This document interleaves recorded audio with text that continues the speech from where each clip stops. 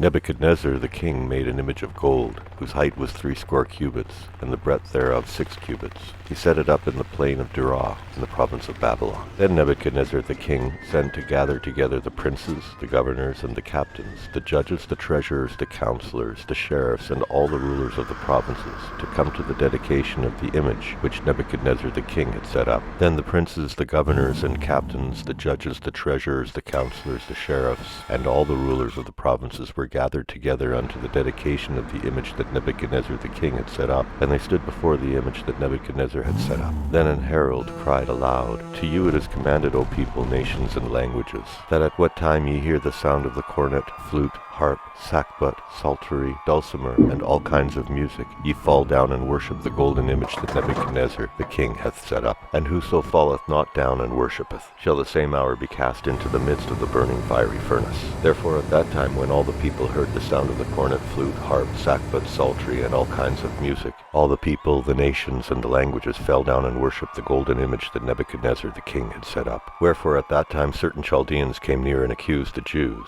They spake and said to the king Nebuchadnezzar, O king, live forever. Thou, O king, hast made a decree that every man that shall hear the sound of the cornet, flute, harp, sackbut, psaltery, and dulcimer, and all kinds of music, shall fall down and worship the golden image. And whoso falleth not down and worshippeth, that he should be cast into the midst of the burning fiery furnace. There are certain Jews, whom thou hast set over the affairs of the province of Babylon, Shadrach, Meshach, and Abednego. These men, O king, have not regarded thee. They serve not thy gods, nor worship the golden image which thou hast set up. Then Nebuchadnezzar in his rage and fury commanded to bring Shadrach, Meshach, and Abednego. Then they brought these men before the king. Nebuchadnezzar spake and said unto them, Is it true, O Shadrach, Meshach, and Abednego, do not ye serve my gods, nor worship the golden image which I have set up? Now if ye be ready, that at what time ye hear the sound of the cornet, flute, harp, sackbut, psaltery, and dulcimer, and all kinds of music, ye fall down and worship the image which I have made. Well, but if ye worship not, ye shall be cast the same hour into the midst of the burning fiery furnace. And who is that God that shall deliver you out of my hands? Shadrach, Meshach, and Abednego answered and said to the king,